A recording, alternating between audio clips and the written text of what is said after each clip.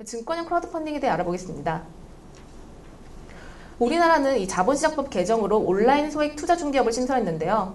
온라인 크라우드 펀딩 플랫폼을 통해 누구의 명의든 타인 계산으로 창업 벤처기업이 발행하는 채무증권, 지분증권, 투자계약증권의 모집 또는 사모에 관해 하는 중개를 온라인 소액 투자 중개라고 하고, 이를 영업으로 하는 투자 중개업자를 온라인 소액 투자 중개업자라고 합니다.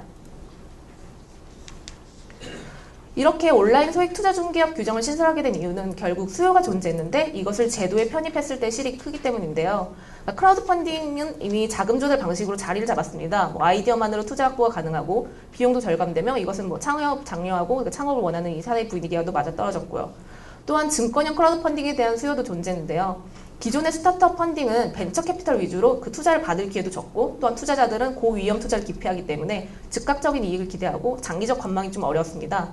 또한 이 기존의 스타트업 펀딩 같은 경우에는 대기업에 의한 아이디어 탈취 같은 불공정한 거래 계약도 있었고요.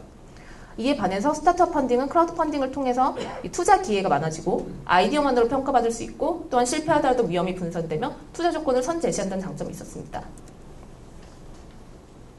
그럼 기존 제도의 차이점을 요약하면 다음과 같이 온라인 펀딩 포털을 통해 다수의 소액 투자자로부터 자금을 원활하게 조달할 수 있다는 차이점이 있는데요. 이것이 투자자 보호 규정과 절차 완화 규정으로 신설되게 됩니다. 그러면 기존의 투자 중개업과는 어떤 차이점이 있는가를 궁금해하실 수 있는데, 온라인 소액 투자 중개업은 결국 투자 중개업의 하나고 그 특징으로 진입 규제가 완화된 것입니다.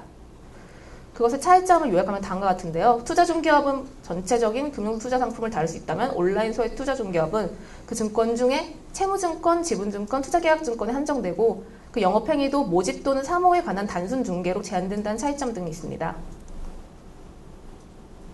기존의 투자 중개업과 투자 중개 방식은 이렇게 차이가 나는데요.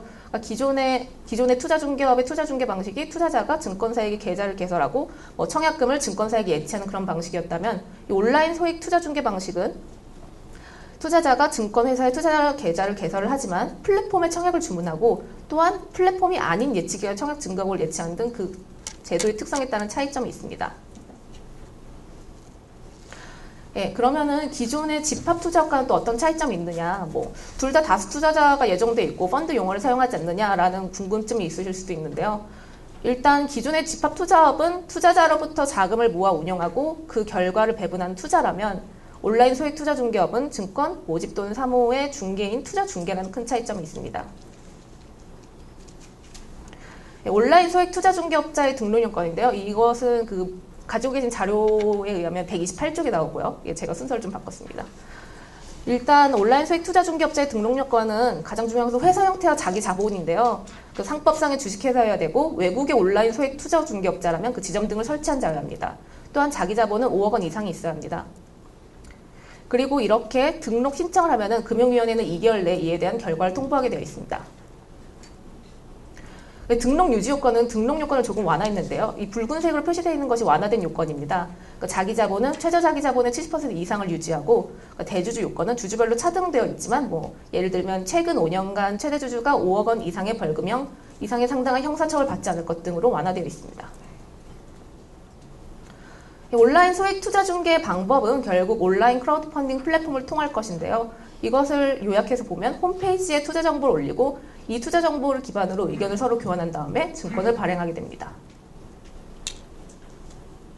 그리고 온라인 소액 투자 중개의 대상은 채무증권, 지분증권, 투자계약증권을 한정됩니다. 증권은 잘 아시겠지만 금융투자 상품 중에 추가 지급 의무가 없는 것을 말하는데요. 그 6가지 중에서도 채무증권, 예를 들면 주식회사가 채권 발행 형식으로 부담하는 채무인 사채권 등이나 지분증권, 예를 들면 주권, 그 다음에 투자계약증권으로 나뉩니다. 온라인 소액 투자 중개의 영업행위는 다음과 같습니다. 증권의 모집 또는 사모에 관한 중개인데요. 모집은 50인 이상의 투자자에게 새로 발행되는 증권의 취득 청약을 권유하는 것이고, 사모는 모집이 아닌 것 중 새로 발행되는 증권의 취득 청약을 권유하는 것. 청약의 권유는 증권 발행의 사실을 알리거나 취득 절차를 안내하는 되게 일체의 행동에 해당됩니다. 단지 여기서 중요한 점은 중개인데요. 명의를 불문하고 타인 계산의 모집 또는 사모에 관한 단순한 중개 행위만으로 제한됩니다. 온라인 소액 투자 중개업자의 업무 핵심은 아래와 같은데요. 그 위탁이 금지된 업무와 본질적인 업무입니다. 당연히 예상할 수 있겠지만 온라인 소액 투자 중개업에 관련된 계약의 체결, 해지 업무, 그리고 본질적 업무로서 이외에 그 중개업자의 계제 내용 사실 확인 업무와 청약의 접수, 전달, 집행 확인 업무가 있습니다. 이를 위탁받기 위해서는 그 업무 수행에 필요한 인가를 받거나 등록을 한 자에 한정됩니다. 온라인 소액 투자 중개업자는 다음과 같이 그 제도의 특성, 그러니까 소액 투자, 단순 중개 업무라는 제도의 특수성에 따라서 필요 없는 규정들이 배제되는데요. 예를 들면 적합성, 적정성, 설명용 등이 배제됩니다. 대신에 추가 변형된 형태로 이러한 영업행위 규제가 존재합니다. 그 중개증권과 자기계산 취득 금지, 중개증권의 자기계산 취득 금지 및 주선 대리 금지입니다. 이것은 그 온라인 소액 투자 중개업자의 객관성과 이런 것들을 확보하기 위한 것으로 투자자의 증권 발행인에 대한 자문도 당연히 금지됩니다. 이것을 위반한 경우엔 형사처벌이나 과태료를 받게 됩니다. 그리고 또한 청약증거금 별도로 예치해야 되고요. 이것은 기존의 투자중개업자와 차이점이고, 그다음에 광고의 특례가 있습니다. 광고를 할 때 발행인이나 이 투자중개업자에 한정되고 타 사이트에 직접 게시하는 것은 금지됩니다. 또한 투자 중개를 하기 전에 그 게재 내용이 사실인지 확인할 의무가 있습니다. 이것은 본질적인 업무인데요. 그 내용에 대해 잠깐 살펴보면, 그러니까 증권 발행에서도 중요한 것들, 투자자에게 투자 판단 기준이 되는 것들입니다. 재무 상황, 사업 목적, 대표자의 이력, 모집 자금의 세부 사용 계획 등이 있습니다.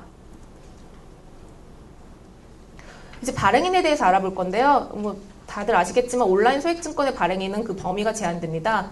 비상장 중소기업으로서 창업 후 7년 이내일 것이 요구되고, 프로젝트성 사업을 수행하는 자라면 회계 분리할 것이 필요하며, 비상장 벤처기업이나 이노비즈 기업, 그러니까 기술혁신형 중소기업은 7년 업력을 초과해도 가능합니다. 다만 금융, 보험업, 부동산업, 무도장 운영업, 갬블링 등은 그 창업 기업의 운영이랑 취지에 맞지 않기 때문에 제외되고요.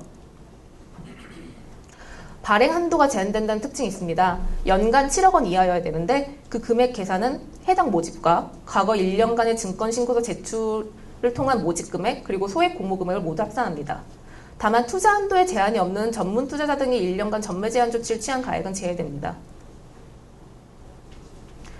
이것이 가장 큰 특징인데요. 발행 공시 부담이 완화됩니다. 그 온라인 소액 투자 중개 방법으로 발행 한도 내에서 증권을 모집하는 경우에는 자본시장법 119조, 130조가 배제되는데 증권신고서의 제출이 필요 없고 소액 공모 공시 서류의 제출도 면제되며 투자 설명서도 동일하게 면제됩니다. 다만 발행인은 발행 전에 정보를 게재할 의무가 있습니다.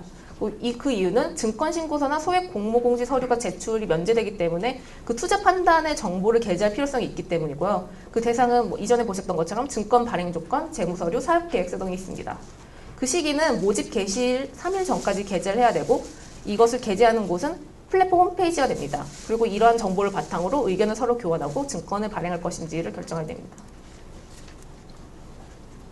이쯤 돼서 그 소액 공모랑 그러면 차이가 무엇인가를 궁금해하실 수도 있는데요.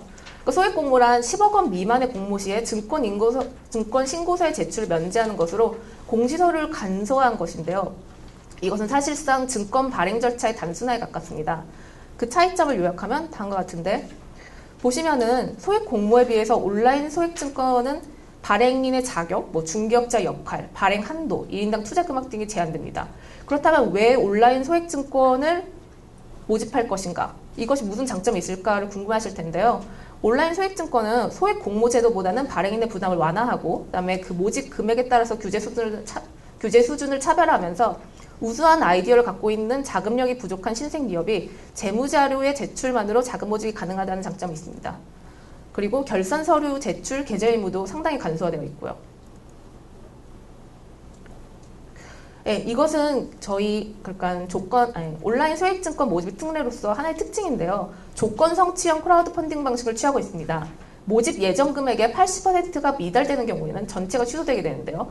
그 이유는 크라우드 펀딩은 집단 지성을 통해서 투자 정보를 판단하고 이것의 성공 가능성을 판단하는 것인데 이것이 만약에 80%에 미만했다면 시장의 투자자들이 그 해당 기업의 사업 전망을 신뢰하지 않았다라는 것을 간주하는 것입니다.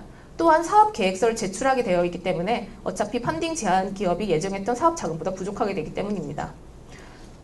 이 80%에서 99%를 모집했을 때는 어떻게 되는가에 대한 답인데요. 이에 대해서는 부족분 조달을 위한 세부 계획을 사전에 수립하고 게재하도록 하고 있습니다.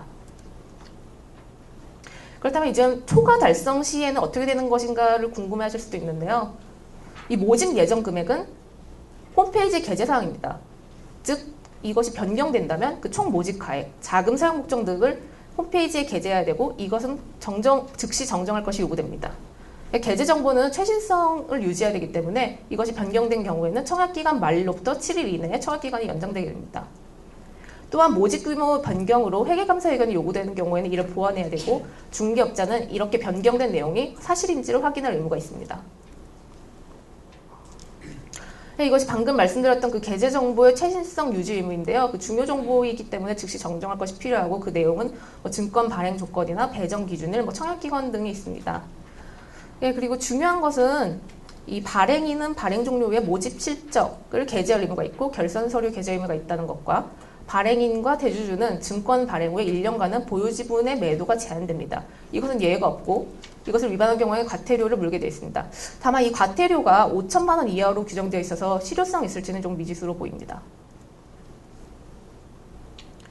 이번엔 투자자 보호 규정을 요약한 것인데요. 방금까지 말씀드렸던 이 온라인 소액 투자 중개업자에 대한 규제와 발행인에 대한 규제는 결국 투자자 보호 규정일 것이고 이외에 별도로 투자자별로 투자 한도를 제한하고 있습니다. 그 기준은 투자자의 전문성, 위험 감수 능력 등에 따른 차등화입니다.